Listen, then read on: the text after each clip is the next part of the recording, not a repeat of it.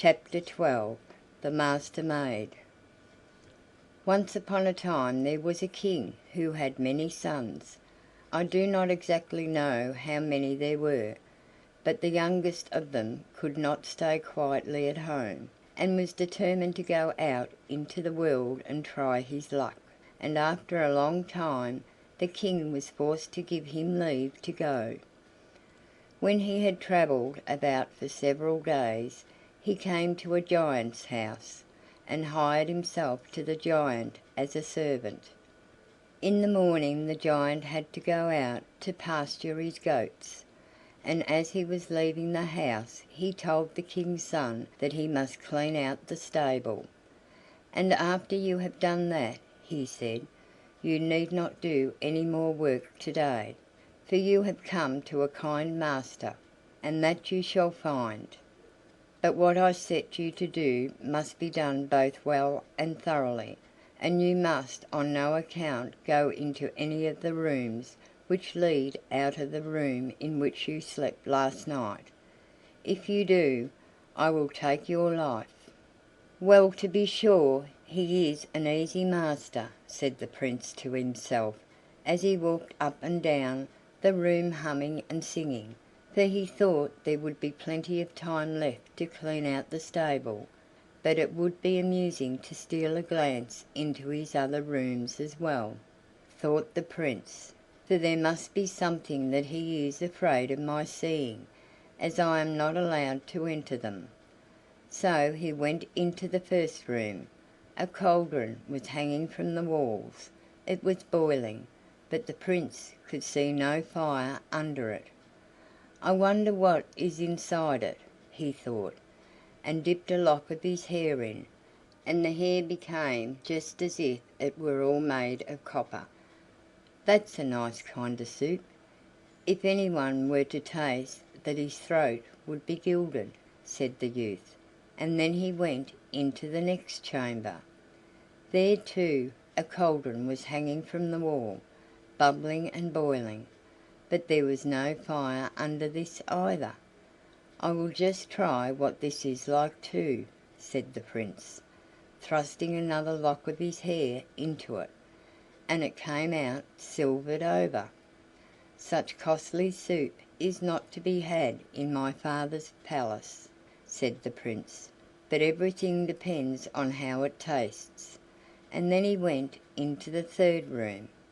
There, too, a cauldron was hanging from the wall, boiling exactly the same as in the two other rooms, and the Prince took pleasure in trying this also, so he dipped a lock of hair in, and it came out so brightly gilded that it shone again.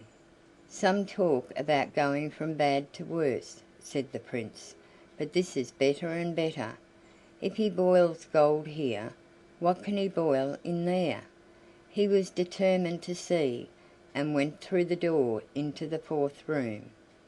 No cauldron was to be seen there, but on a bench someone was seated who was like a king's daughter, but, whosoever she was so beautiful that never in the Prince's life had he seen her equal.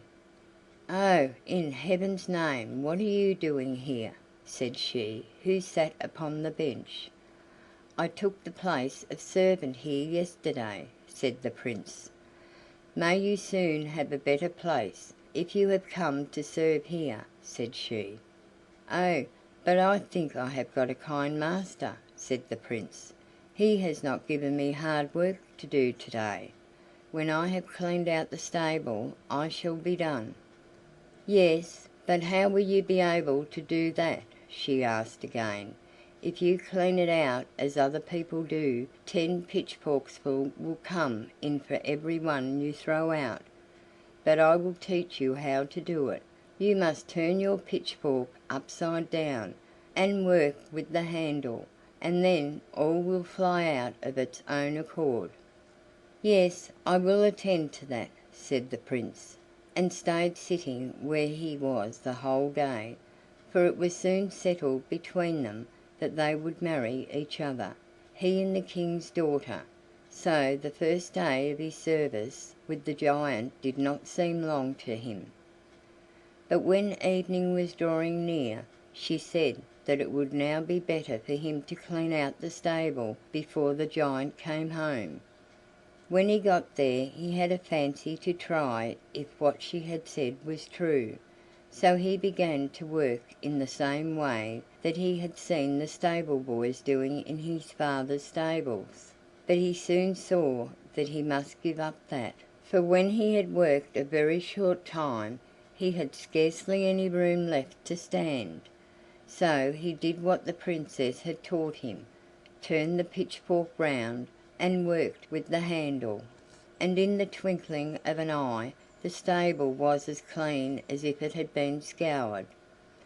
When he had done that, he went back again into the room in which the giant had given him leave to stay, and there he walked backward and forward on the floor, and began to hum and sing. Then came the giant home with the goats. "Have you cleaned the stable?" asked the giant. "Yes, now it is clean and sweet, master," said the king's son. "I shall see about that," said the giant, and went round to the stable, but it was just as the prince had said. "You have certainly been talking to my Master Maid, for you never got that out of your own head," said the giant. "Master Maid? What kind of a thing is that, master?" said the prince, making himself look as stupid as an ass. "I should like to see that." "Well, you will see her quite soon enough," said the giant. On the second morning the giant had again to go out with his goats, so he told the prince that on that day he was to fetch home his horse, which was out on the mountain side, and when he had done that he might rest himself for the remainder of the day, for you have come to a kind master, and that you shall find, said the giant once more.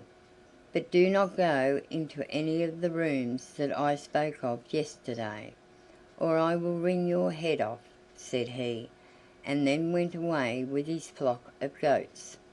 "Yes, indeed, you are a kind master," said the prince, "but I will go in and talk to the Master Maid again. Perhaps before long she may like better to be mine than yours." So he went to her. Then she asked him what he had to do that day. "Oh, not very dangerous work, I fancy," said the king's son. "I have only to go up the mountain side after his horse." "Well, how do you mean to set about it?" asked the Master Maid. "Oh, there is no great art in riding a horse home," said the king's son. "I think I must have ridden friskier horses before now." "Yes, but it is not so easy a thing as you think to ride the horse home," said the Master Maid, "but I will teach you what to do. When you go near it, fire will burst out of its nostrils like flames from a pine torch, but be very careful, and take the bridle which is hanging by the door there, and fling the bit straight into his jaws, and then it will become so tame that you will be able to do what you like with it." He said he would bear this in mind, and then he again sat there the whole day by the Master Maid, and they chatted and talked of one thing and another, but the first thing and the last now was how happy and delightful it would be if they could but marry each other, and get safely away from the giant, and the prince would have forgotten both the mountain side and the horse if the Master Maid had not reminded him of them as evening drew near, and said that now it would be better if he went to fetch the horse before the giant came. So he did this, and took the bridle which was hanging on a crook, and strode up the mountain side, and it was not long before he met with the horse, and fire and red flames streamed forth out of its nostrils. But the youth carefully watched his opportunity, and just as it was rushing at him with open jaws he threw the bit straight into its mouth, and the horse stood as quiet as a young lamb, and there was no difficulty at all in getting it home to the stable. Then the Prince went back into his room again, and began to hum and to sing. Toward evening the giant came home. "Have you fetched the horse back from the mountainside?" he asked. "That I have, master. It was an amusing horse to ride, but I rode him straight home, and put him in the stable too," said the Prince. "I will see about that," said the giant, and went out to the stable, but the horse was standing there just as the Prince had said. "You have certainly been talking with my Master Maid, for you never got that out of your own head," said the giant again. "Yesterday, master, you talked about this Master Maid, and today you are talking about her. Ah, heaven bless you, master! Why will you not show me the thing? For it would be a real pleasure to me to see it," said the Prince, who again pretended to be silly and stupid. "Oh, you will see her quite soon enough," said the giant. On the morning of the third day the giant again had to go into the wood with the goats. "Today you must go underground and fetch my taxes," he said to the Prince. "When you have done this, you may rest for the remainder of the day, for you shall see what an easy master you have come to." And then he went away. "Well, however easy a master you may be, you set me very hard work to do," thought the Prince. "But I will see if I cannot find your Master Maid. You say she is yours, but for all that she may be able to tell me what to do now." And he went back to her. So, when the Master Maid asked him what the giant had set him to do that day, he told her that he was to go underground and get the taxes. "And how will you set about that?" said the Master Maid. "Oh, you must tell me how to do it," said the Prince, "for I have never yet been underground, and even if I knew the way I do not know how much I am to demand." "Oh, yes, I will soon tell you that. You must go to the rock there under the mountain ridge, and take the club that is there, and knock on the rocky wall," said the Master Maid. "Then someone will come out who will sparkle with fire. You shall tell him your errand, and when he asks you how much you want to have, you are to say, 'As much as I can carry.'" "Yes, I will keep that in mind," said he, and then he sat there with the Master Maid the whole day, until night drew near, and he would gladly have stayed there till now if the Master Maid had not reminded him that it was time to be off to fetch the taxes before the giant came. So he set out on his way, and did exactly what the Master Maid had told him. He went to the rocky wall, and took the club, and knocked on it. Then came one so full of sparks that they flew both out of his eyes and his nose. "What do you want?" said he. "I was to come here for the giant, and demand the tax for him," said the King's son. "How much are you to have then?" said the other. "I ask for no more than I am able to carry with me," said the Prince. "It is well for you that you have not asked for a horse load," said he who had come out of the rock. "But now come in with me."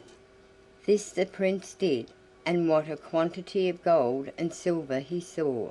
It was lying inside the mountain like heaps of stones in a waste place, and he got a load that was as large as he was able to carry, and with that he went his way. So in the evening, when the giant came home with the goats, the Prince went into the chamber and hummed and sang again as he had done on the other 2 evenings. "Have you been for the tax?" said the giant. "Yes, that I have, master," said the Prince. "Where have you put it then?" said the giant again. "The bag of gold is standing there on the bench," said the Prince. "I will see about that," said the giant, and went away to the bench. But the bag was standing there, and it was so full that gold and silver dropped out when the giant untied the string. "You have certainly been talking with my Master Maid," said the giant, "and if you have I will wring your neck." "Master Maid?" said the Prince. "Yesterday my master talked about this Master Maid, and today he is talking about her again, and the first day of all it was talk of the same kind. I do wish I could see the thing myself," said he. "Yes, yes, wait till tomorrow," said the giant, "and then I myself will take you to her." "Ah, master, I thank you, but you are only mocking me," said the king's son. Next day the giant took him to the Master Maid. "Now you shall kill him, and boil him in the great big cauldron you know of, and when you have got the broth ready give me a call," said the giant. Then he lay down on the bench to sleep, and almost immediately began to snore so that it sounded like thunder among the hills. So the Master Maid took a knife, and cut the Prince's little finger, and dropped 3 drops of blood upon a wooden stool. Then she took all the old rags, and shoe soles, and all the rubbish she could lay hands on, and put them in the cauldron, and then she filled a chest with gold dust, and a lump of salt, and a water flask which was hanging by the door, and she also took with her a golden apple, and 2 gold chickens, and then she and the Prince went away with all the speed they could, and when they had gone a little way they came to the sea, and then they sailed, but where they got the ship from I have never been able to learn. Now, when the giant had slept a good long time, he began to stretch himself on the bench on which he was lying. "Will it soon boil?" said he. "It is just beginning," said the first drop of blood on the stool. So the giant lay down to sleep again, and slept for a long, long time. Then he began to move about a little again. "Will it soon be ready now?" said he, but he did not look up this time any more than he had done the first time, for he was still half asleep. "Half done," said the second drop of blood, and the giant believed it was the Master Maid again, and turned himself on the bench, and lay down to sleep once more. When he had slept again for many hours, he began to move and stretch himself. "Is it not done yet?" said he. "It is quite ready," said the third drop of blood. Then the giant began to sit up and rub his eyes, but he could not see who it was who had spoken to him, so he asked for the Master Maid and called her, but there was no one to give him an answer. "Ah, well, she has just stolen out for a little," thought the giant, and he took a spoon and went off to the cauldron to have a taste, but there was nothing in it but shoe soles and rags, and such trumpery as that, and all was boiled up together, so that he could not tell whether it was porridge or milk pottage. When he saw this he understood what had happened, and fell into such a rage that he hardly knew what he was doing. Away he went after the Prince and the Master Maid so fast that the wind whistled behind him, and it was not long before he came to the water, but he could not get over it. "Well, well, I will soon find a cure for that. I have only to call my river sucker," said the giant, and he did call him. So his river sucker came and lay down, and drank 1, 2, 3 draughts, and with that the water in the sea fell so low that the giant saw the Master Maid and the Prince out on the sea in their ship. "Now you must throw out the lump of salt," said the Master Maid, and the Prince did so, and it grew up into such a great high mountain right across the sea that the giant could not come over it, and the river sucker could not drink any more water.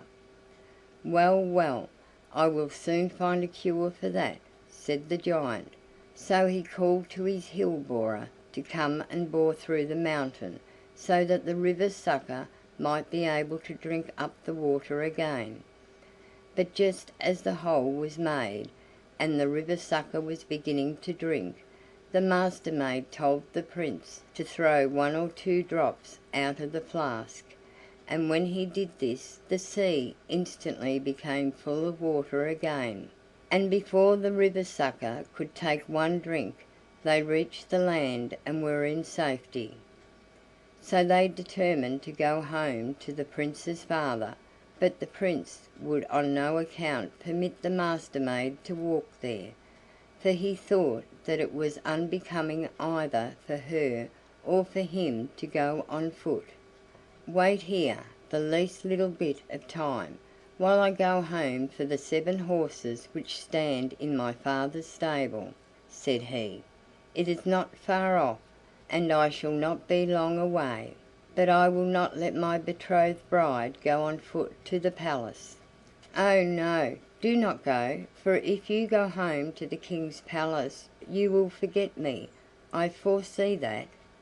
"How could I forget you? We have suffered so much evil together, and love each other so much," said the Prince, and he insisted on going home for the coach with the 7 horses, and she was to wait for him there, by the seashore. So at last the Master maid had to yield, for he was so absolutely determined to do it. "But when you get there you must not even give yourself time to greet anyone, but go straight into the stable, and take the horses, and put them in the coach, and drive back as quickly as you can, for they will all come round about you. But you must behave just as if you did not see them, and on no account must you taste anything, for if you do it will cause great misery both to you and to me," said she, and this he promised. But when he got home to the King's palace, one of his brothers was just going to be married, and the bride and all her kith and kin had come to the palace, so they all thronged round him, and questioned him about this and that, and wanted him to go in with them, but he behaved as if he did not see them, and went straight to the stable, and got out the horses and began to harness them. When they saw that they could not by any means prevail on him to go in with them, they came out to him with meat and drink, and the best of everything that they had prepared for the wedding. But the Prince refused to touch anything, and would do nothing but put the horses in as quickly as he could.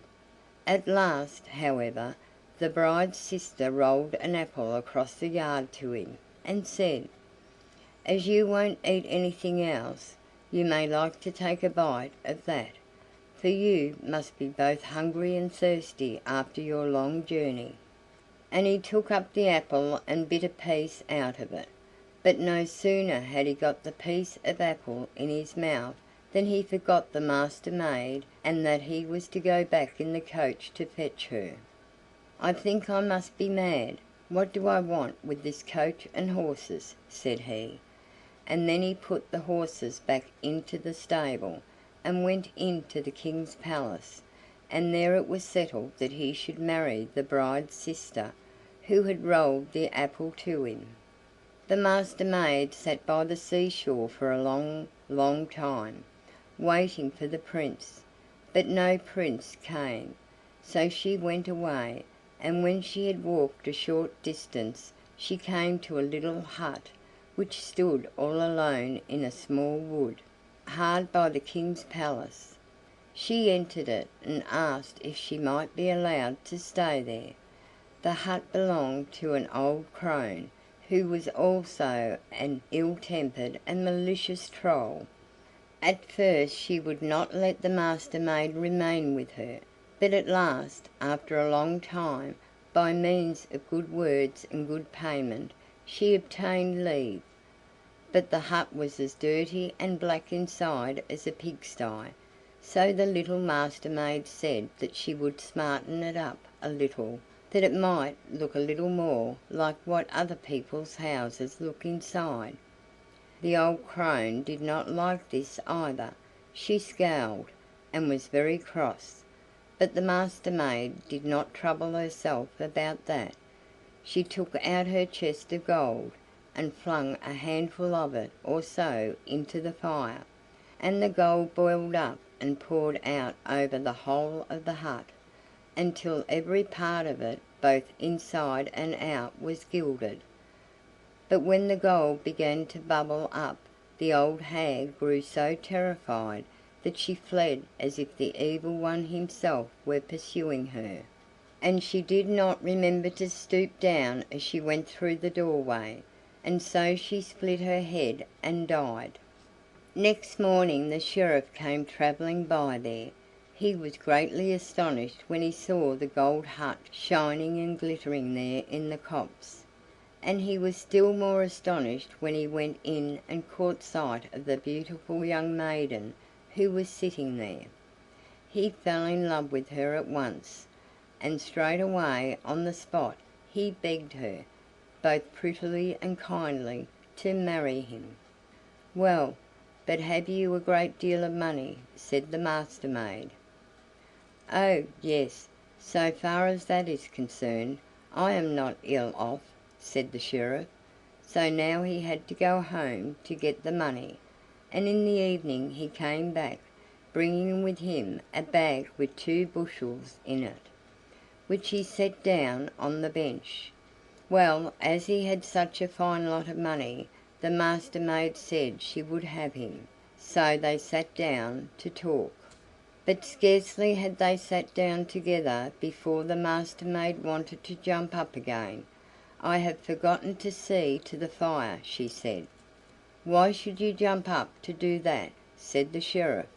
"I will do that." So he jumped up and went to the chimney in one bound.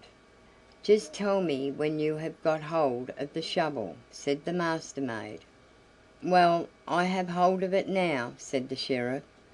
"Then you may hold the shovel, and the shovel you, and pour red-hot coals over you till day dawns," said the Master maid. So the sheriff had to stand there the whole night and pour red-hot coals over himself, and, no matter how much he cried and begged and entreated, the red-hot coals did not grow the colder for that. When the day began to dawn, and he had power to throw down the shovel, he did not stay long where he was, but ran away as fast as he possibly could, and everybody who met him stared and looked after him, for he was flying as if he were mad, and he could not have looked worse if he had been both flayed and tanned, and everyone wondered where he had been, but for very shame he would not tell nothing. The next day the attorney came riding by the place where the Master maid dwelt. He saw how brightly the hut shone and gleamed through the wood, and he too went into it to see who lived there. And when he entered and saw the beautiful young maiden, he fell even more in love with her than the sheriff had done, and began to woo her at once. So the Master maid asked him, as she had asked the sheriff, if he had a great deal of money, and the attorney said he was not ill off for that, and would at once go home to get it. And at night he came with a great big sack of money. This time it was a 4-bushel sack, and set it on the bench by the Master maid. So she promised to have him, and he sat down on the bench by her to arrange about it. But suddenly she said that she had forgotten to lock the door of the porch that night, and must do it. "Why should you do that?" said the attorney. "Sit still, I will do it." So he was on his feet in a moment, and out in the porch. "Tell me when you have got hold of the door latch," said the Master maid. "I have hold of it now," cried the attorney. "Then you may hold the door, and the door you, and may you go between wall and wall till day dawns." What a dance the attorney had that night! He had never had such a waltz before, and he never wished to have such a dance again. Sometimes he was in front of the door, and sometimes the door was in front of him, and it went from one side of the porch to the other, till the attorney was well nigh beaten to death. At first he began to abuse the Master Maid, and then to beg and pray, but the door did not care for anything but keeping him where he was till break of day. As soon as the door let go its hold of him, off went the attorney. He forgot who ought to be paid off for what he had suffered. He forgot both his sack of money and his wooing, for he was so afraid lest the house door should come dancing after him. Every one who met him stared and looked after him, for he was flying like a madman, and he could not have looked worse if a herd of rams had been butting at him all night long. On the third day the bailiff came by, and he too saw the gold house in the little wood, and he too felt that he must go and see who lived there, and when he caught sight of the Master Maid, he became so much in love with her that he wooed her almost before he greeted her. The Master Maid answered him as she had answered the other two, that if he had a great deal of money she would have him. "So far as that is concerned, I am not ill off," said the bailiff. So he was at once told to go home and fetch it, and this he did. At night he came back, and he had a still larger sack of money with him than the attorney had brought. It must have been at least 6 bushels, and he set it down on the bench. So it was settled that he was to have the Master Maid. But hardly had they sat down together before she said that she had forgotten to bring in the calf, and must go out to put it in the byre. "No, indeed, you shall not do that," said the bailiff. "I am the one to do that." And, big and fat as he was, he went out as briskly as a boy. "Tell me when you have got hold of the calf's tail," said the Master Maid. "I have hold of it now," cried the bailiff. "Then may you hold the calf's tail, and the calf's tail hold you, and may you go round the world together till day dawns," said the Master Maid. So the bailiff had to bestir himself, for the calf went over rough and smooth, over hill and dale, and the more the bailiff cried and screamed, the faster the calf went. When daylight began to appear, the bailiff was half dead, and so glad was he to leave loose of the calf's tail that he forgot the sack of money and all else. He walked now slowly, more slowly than the sheriff and the attorney had done, but the slower he went, the more time had everyone to stare and look at him, and they used it too, and no one can imagine how tired out and ragged he looked after his dance with the calf. On the following day the wedding was to take place in the king's palace, and the elder brother was to drive to church with his bride, and the brother who had been with the giant with her sister. But when they had seated themselves in the coach and were about to drive off from the palace, one of the trace pins broke, and though they made 1, 2, and 3 to put in its place, that did not help them, for each broke in turn, no matter what kind of wood they used to make them of. This went on for a long time, and they could not get away from the palace, so they were all in great trouble. Then the sheriff said, for he too had been bidden to the wedding at court, "Yonder away in the thicket dwells a maiden, and if you can get her to lend you the handle of the shovel that she uses to make up her fire, I know very well that it will hold fast." So they sent off a messenger to the thicket, and begged so prettily that they might have the loan of her shovel handle, of which the sheriff had spoken that they were not refused. So now they had a trace pin which would not snap in two. But all at once, just as they were starting, the bottom of the coach fell in pieces. They made a new bottom as fast as they could, but, no matter how they nailed it together, or what kind of wood they used, no sooner had they got the new bottom into the coach and were about to drive off than it broke again, so that they were still worse off than when they had broken the trace pin. Then the attorney said, for he too was at the wedding in the palace, "Away there in the thicket dwells a maiden, and if you could but get her to lend you one half of her porch door, I am certain that it will hold together." So they again sent a messenger to the thicket, and begged so prettily for the loan of the gilded porch door of which the attorney had told them, that they got it at once. They were just setting out again, but now the horses were not able to draw the coach. They had 6 horses already, and now they put in 8, and then 10, and then 12. But the more they put in, and the more the coachman whipped them, the less good it did, and the coach never stirred from the spot. It was already beginning to be late in the day, and to church they must go and would go, so everyone who was in the palace was in a state of distress. Then the bailiff spoke up and said, "Out there in the gilded cottage in the thicket dwells a girl, and if you could but get her to lend you her calf, I know it could draw the coach, even if it were as heavy as a mountain."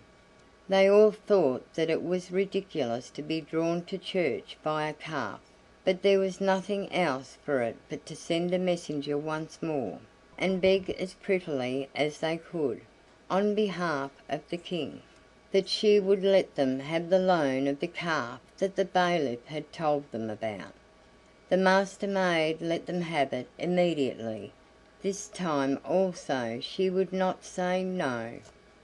Then they harnessed the calf to see if the coach would move, and away it went, over rough and smooth, over stock and stone, so that they could scarcely breathe, and sometimes they were on the ground, and sometimes up in the air.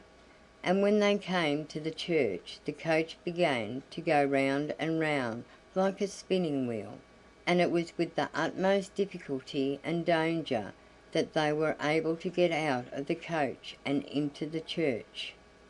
And when they went back again the coach went quicker still, so that most of them did not know how they got back to the palace at all.